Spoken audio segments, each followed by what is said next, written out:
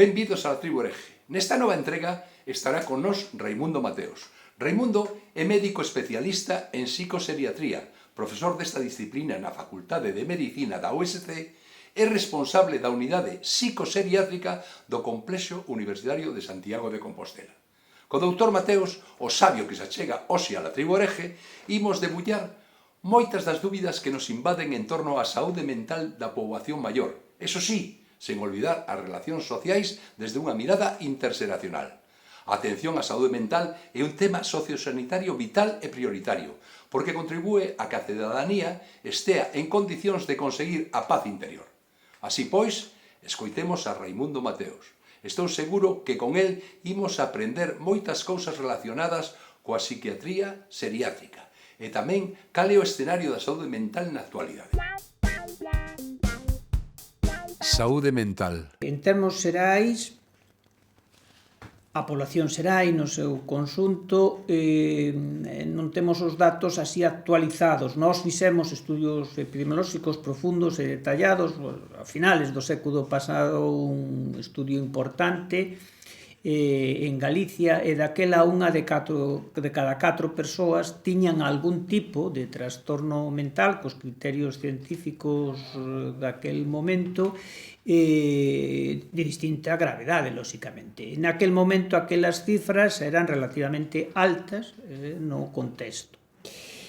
Non temos datos que fagan pensar que haya moita diferencia, pero non temos un estudio epidemiolóxico reciente que avale isto. Con unha metodoloxía un pouco distinta, fixemos fai unha década un estudio en población adulta que incluía tamén persoas maiores, e dentro deso as persoas maiores, pois as porcentaxes de patoloxía psíquica non eran superiores aos dos adultos.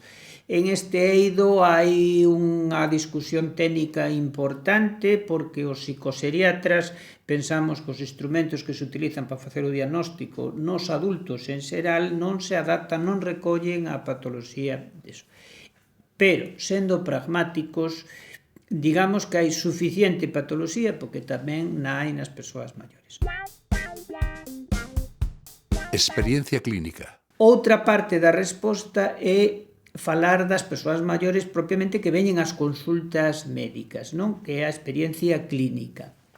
Entonces, como son? Pois son complexos. A característica da patoloxía mental e tamén física dos maiores é que son fenómenos complexos. Eso quere dicir que ao mesmo tempo que hai unha problemática psíquica, habitualmente hai unha problemática no corpo e moi frecuentemente hai unha problemática social que pode ir desde a soidade, uns que viven solos e outros que viven mal acompañados, por decirlo de algún xeito, non? Entón, problemas de índole social variada. Entón, eso fai unha patoloxía complexa e esa característica máis destacada dos que teñen problemas mentais na edad avanzada. Seriatría. Hai dous niveis, un en sentido estricto, collendo as palabras en sentido estricto, seriatros, é dicir, médicos coa especialidade de seriatría, hai pouco en Galicia, porque solamente desde fai máis de 2 décadas solamente hai no servicio de seriatría en Vigo, está no Meixoeiro, e en Lugo. Son os dos únicos servicios hospitalarios de seriatría. Isto realmente nun país como Galicia pois é unha anomalía. Debería de ser a regla, non a excepción dos servicios de seriatría. Cando hai un servicio, a especialidade sempre se irradia unha docencia e a veces reglada, pero a veces automática, porque claro, os colegas consultan, aprenden, se fan sesións clínicas, charlas, e iso acaba irradiando, aumentando a cultura seriátrica. Entonces, non cabe dúbida que esa é unha falla importante en Galicia. E formación.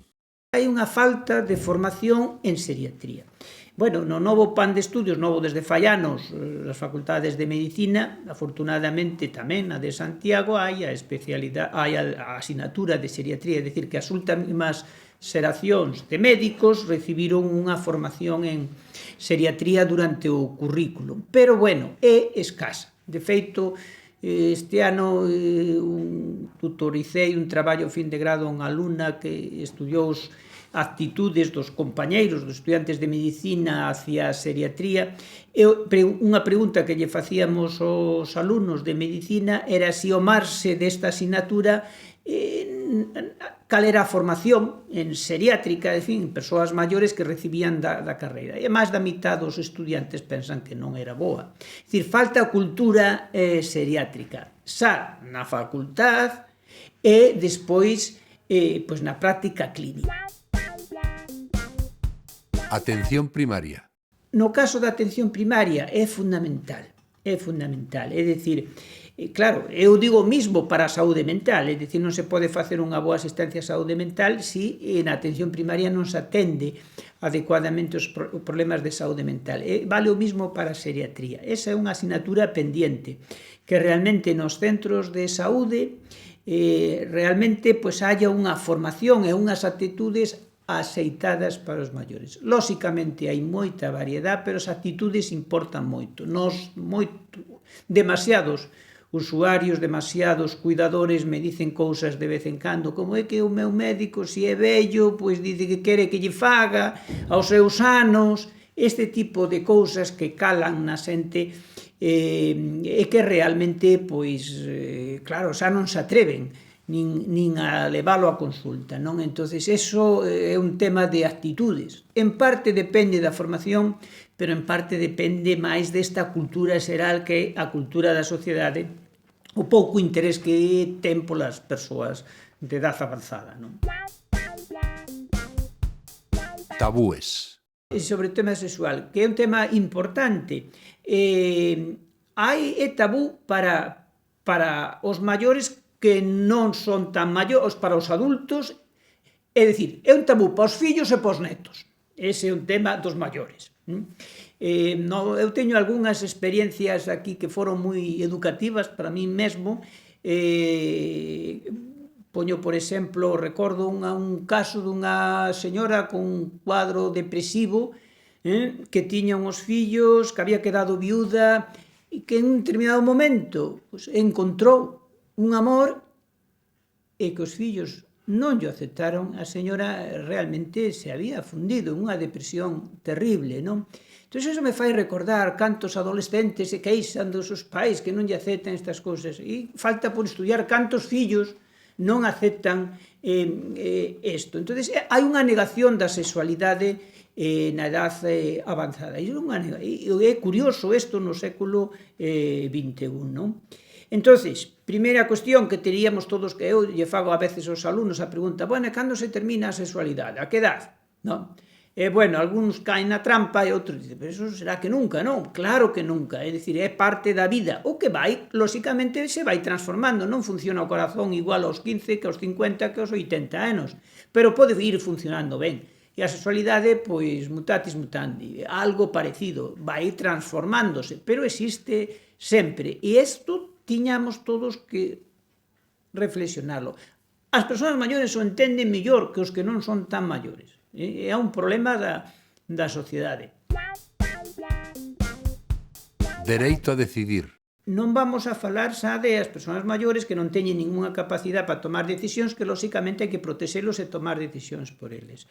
Non, pero dentro da nosos pacientes tamén hai persoas que teñen problemas mentais, pero que poden tomar decisións e que hai que axudalos a tomar decisións, pero que poden escoller. A sociedade ten unha tendencia a sustituir o maior. Nós, con certa frecuencia, cando ven unha persoa maior, habitualmente veñen acompañados por alguén da familia, a típica escena, bueno, ca filla, que tal, eu lle pregunto a persoa maior, entonces, que tal durme? E a filla, non durme nada. Que tal come? Non come nada. Ten dolor? Non doi. E eu, mire, pero el, deixeme que contestar, non? É dicir, hai unha suplantación. Isto dito ca mellor intención do mundo, xa non entramos nos casos en que hai problemas, senón de tomar as decisións.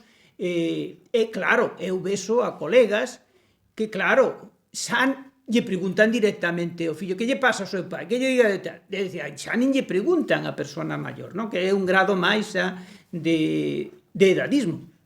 Entonces, o edadismo é tal que non o vemos, é dicir, realmente o edadismo é inmenso a todos os niveis. Claro, o que a mí máis me preocupa é o edadismo dentro da propia profesión sanitaria, porque claro, iso é o que, se non somos capaces de dar a palabra á persona maior, pois no eido da saúde, pois onde vamos a parar, non? Hai demasiado, así para contestación concreta, hai demasiado. Xubilación. Ai. A xubilación eu penso que ten unha asignatura pendiente que temos que pornos a reflexionar a sociedade moitísimo. A ver, eu penso que todo é posible. Penso que hai xente que traballou moito, que traballou demasiado, como ela di, e ten dereito a descansar e que viven a xubilación como un alivio dunha actividade que non era placenteira e que a partir de agora pois, poden vivir con esa pensión que lles garantiza a vida e ao mellor facendo cousas que nunca puideron facer e podíamos considerar un alivio. Pero hai que pensar que hai xente que realmente está traballando no que lle gusta, que é productivo e que vive como unha desdicha a veces terrible ou perder a oportunidade de ser alguén productivo para a sociedade. E iso temos que, cada vez van a ser máis estas persoas que se xubilan con unha boa saúde, que aínda son productivos e que a sociedade perde con elos todo o caudal de experiencia. E aí é onde penso eu que a sociedade ten que reflexionar, porque penso que temos que ir por un modelo máis flexible de xubilación. Probablemente algúns viñanlle ben xubilarse antes de tempo polo seu ben, pero outros poderían, e debería de haber fórmulas de xubilación flexible, progresiva, para que estas persoas se seguiran sentindo útiles, que realmente seguirían aportando á sociedade a súa experiencia e, desde logo, desde o meu punto de vista, sería a prevención dos seus trastornos mentais, porque hai xente, isto teño exemplos no eido académico, que é xubilarse e a pouco despois realmente empezar a estar mal, pero mal dos nervios, francamente, ou sentirse invisibles, inútiles, etc. Entonces, realmente é un tema en que a sociedade tiñamos que reflexionar moito e facer eso compatible co mercado laboral dos hómenes, porque a sociedade caemos na trampa de facelos incompatibles, é dicir, ou atendemos aos jóvenes ou senón os maiores parece que lle están quitando o posto de traballo aos jóvenes. Non podemos ser así dicotómicos. Por que non os maiores non poden estar axudando, por exemplo, os jóvenes formando como mentores, como asesores, como docentes, ese caudal formativo? A sociedade ten que aproveitar a experiencia dos maiores. Aquí temos que darlle máis dunha volta ao tema, porque no futuro va a haber demasiadas persoas maiores. Entón, temos que exprimir a todas elas o positivo. E se lle exprimimos o positivo que teñen para a sociedade, estou convencido que iso é prevención da súa saúde mental. E, por tanto, a sociedade acabaría aforrando, por así decirlo, en termos económicos, de enfermedades, de gastos, de enfermedades, de dependencia desas persoas. E iso é moito o que temos que pensar en ese. Temos que facer unha reflexión colectiva todos seriamente, pero temos que darnos prisa por eso, porque en Galicia xa temos a cuarta parte de xente maior de 65 anos e vamos crecendo a toda velocidade. Entonces é importante que fagamos a reflexión entre todos, non? Primeiro admitir o tema, que é polo na senda e empezar a falar dele e buscarlle fórmulas. Soidade. Sempre convén ter claro do que falamos, non é o mismo vivir solo, é dicir, aillado, que sentirse solo. A soidade, en sentido estricto, é esa vivencia subxectiva de que me sinto solo. Porque hai xente que vive sola e non se sinte sola, por tanto podemos pensar que está máis ou menos aillado porque a casa está aillada ou porque ten relativamente poucos contactos con persoas daquela zona, máis ou menos aillado, pero non se sinte soa. E ao revés, hai xente rodeada de familia en edificios comunitarios e que se sinte inmensamente sola en ciudades grandes, non? Entonces, eso está demostrado científicamente, o que é terriblemente peligroso para a saúde é a soidade, o sentimento de sentirse soio.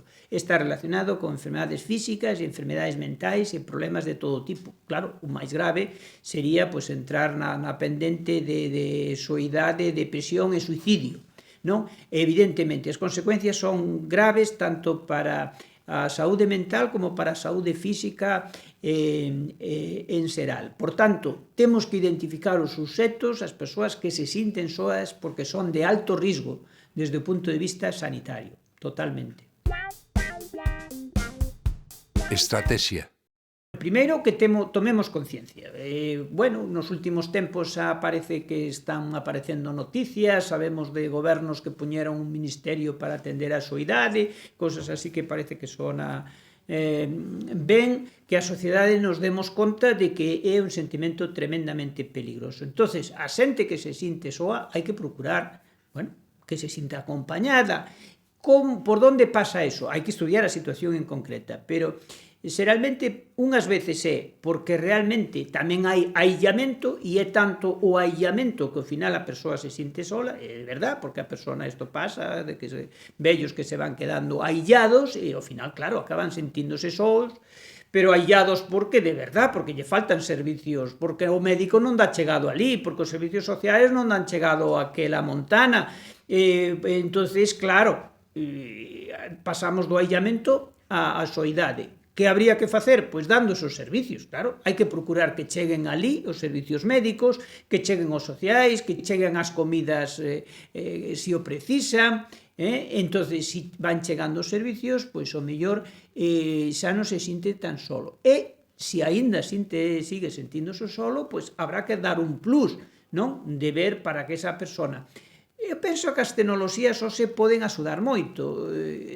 Pasamos unha época que descubrimos que por necesidade podíamos conectarnos. Penso que poden ser unha axuda, pero claro, unha axuda cando realmente queremos conectarnos. Fai falla que a sociedade queira conectarse con estas persoas que se sinten soas, non?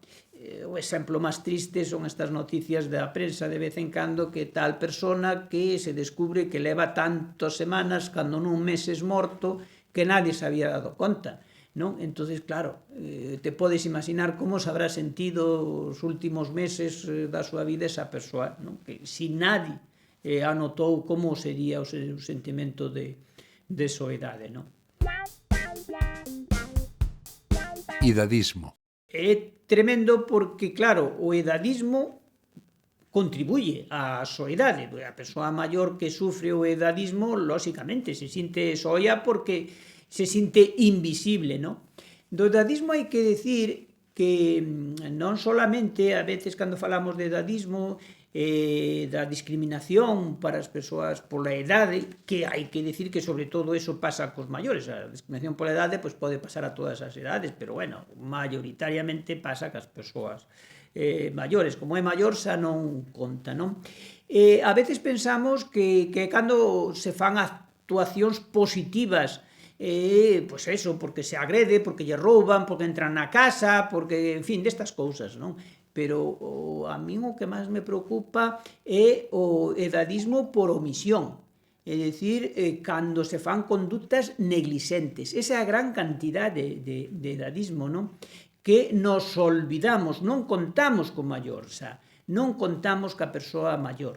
Entonces, xa son, como algúns dices, se volven invisibles, non? Non están na nosa cabeza, non nos consideramos, non contamos con eles para nada, non? Un exemplo fácil é daquel fillo ou filla que está falando con un colega: este verán non sei que vou facer ca miña nai, que vou facer con ela e tal. Entonces, claro, ao final do rato acaba lle preguntando: pero tú falaches ca tua nai o que quere, non? É dicir, eso, claro, é que non hai, non?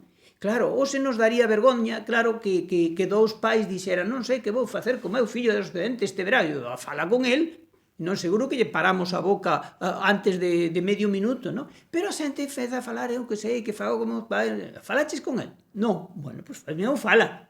É dicir, que é un ser humano que deixa que goberne a súa vida, despois axuda ou discrepa, pero primeiro fala con el, non?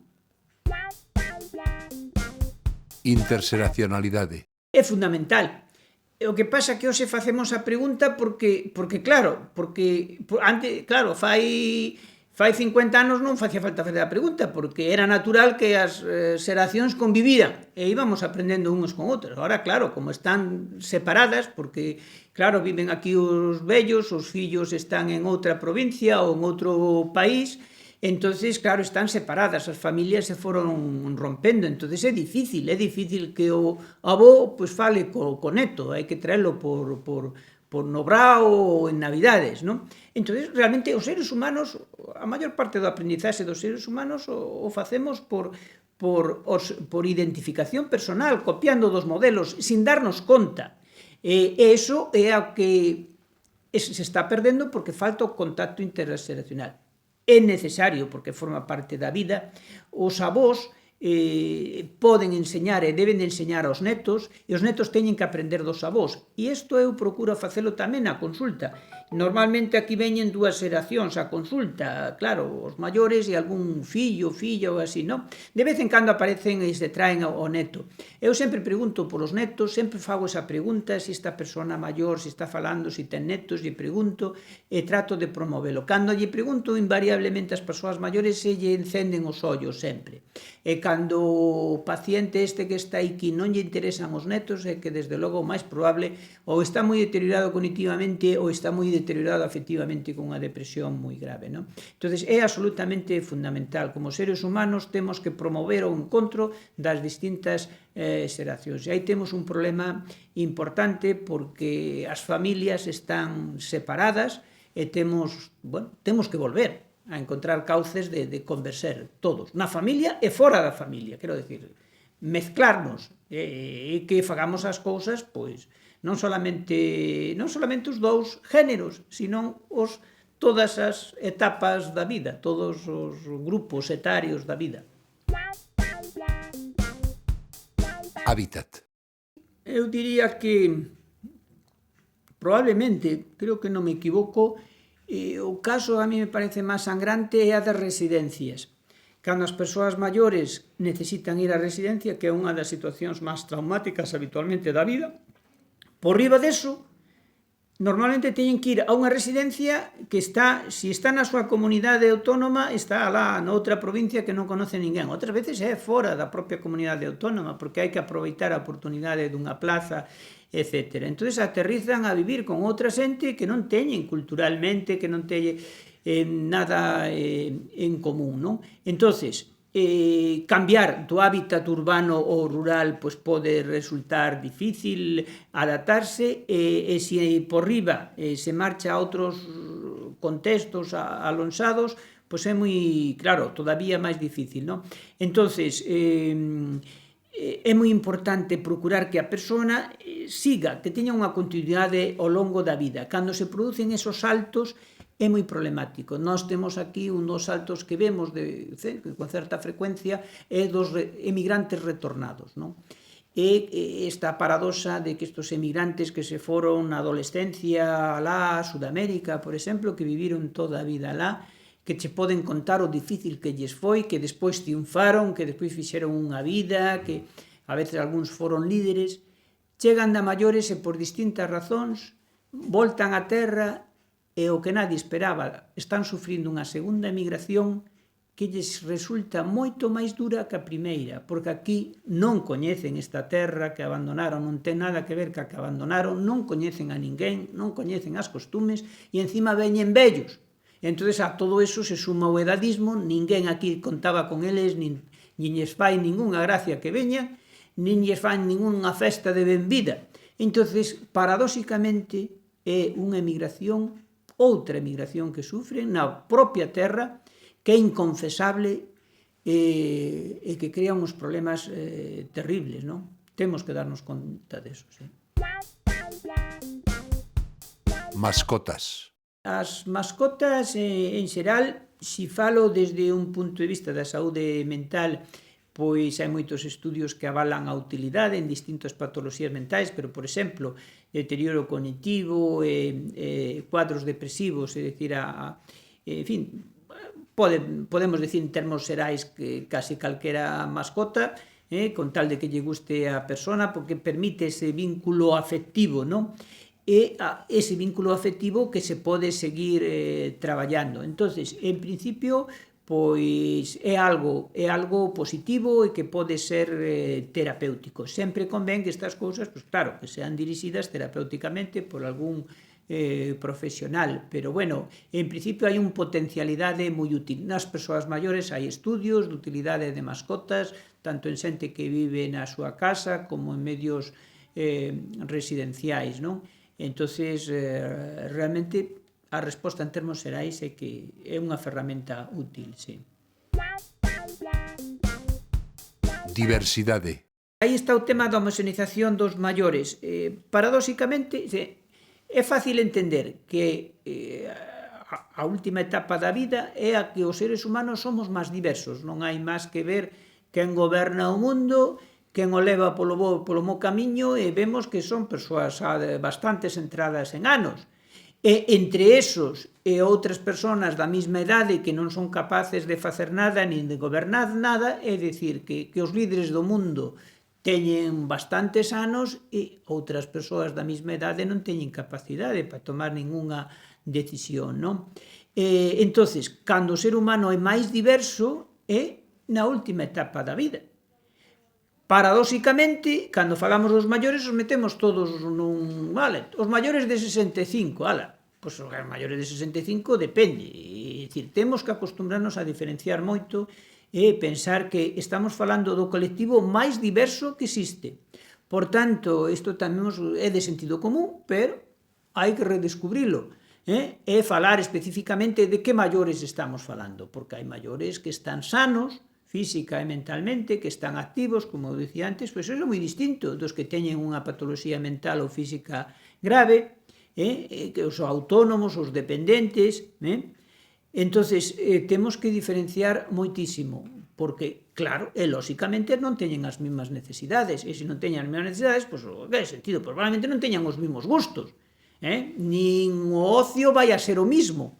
Entonces, temos que diversificar porque cada vez vai a ser un colectivo máis diverso e haberá máis xente de cada unha desas diversidades, non? Cada vez haberá máis xente de todo, daqueles que sean moi dependientes e daqueles que sean moi independientes. E temos que ofrecer recursos e ofertas variadas tamén para o ocio, claro que sí. Desconexión.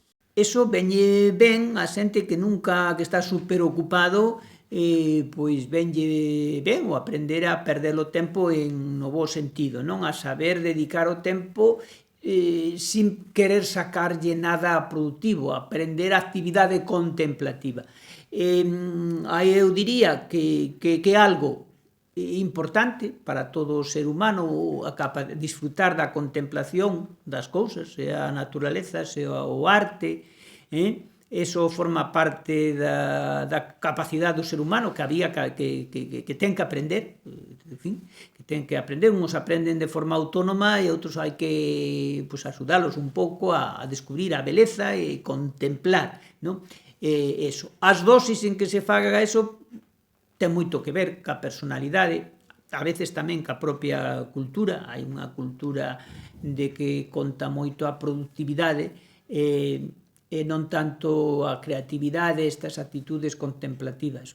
Probablemente unha axuda a outra, é moi probable que a xente que é capaz de desconectar e realizar esa actividade contemplativa que a veces se pode decir que está perdendo tempo, probablemente o recupera con capacidade creativa e que é capaz de complementar no traballo. Eu estou convencido de que sí, e ese sí que era un aprendizaxe que xa diría eu que cada un temos que facer na nosa vida, non temos que ser capaces de desconectar e de contemplar, é dicir, perder o tempo en dar un paseo, en mirar unha posta de sol, ver unha obra artística, eso que hai xente que lle chama perder o tempo, e seguramente que eso nos permite mirar o mundo con unha actitude creativa que, ao mellor, incluso pode repercutir en que o traballo fagas mellor e máis productiva.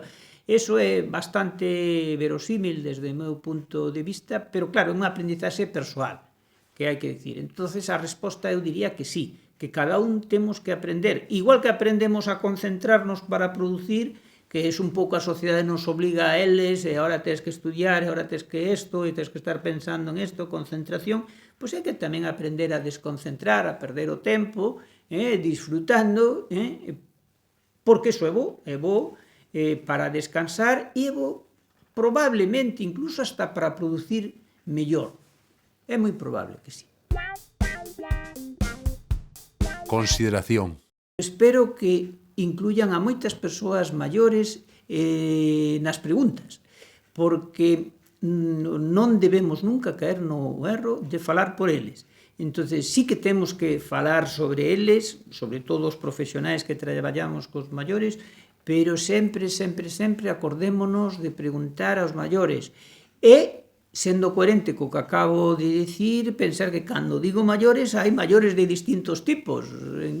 Entonces, probablemente, pues, habrá que preguntar a uns que teña moita capacidade, a outro que teña menos, outro que teña máis ganas, outros que teña menos ganas. Hai que falar moito máis cos maiores, darlles moita máis a palabra a eles, traballar con eles e non pois cultivar este despotismo ilustrado, no mellor coas mellores intencións posibles, pero que tomamos decisións polo seu ben, que protestamos cando éramos adolescentes, que o facían con nós, e que agora de maiores, de adultos, os facemos cos nosos pais. Entonces, darlle esa palabra mellor, moito mellor é darlle esa palabra a eles.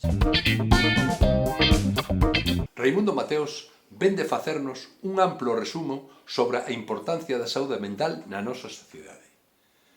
Desde esta especialidade tan singular, a psicoseriatría, o Dr. Mateos abordou diferentes aspectos do escenario no que se atopa a poboación maior.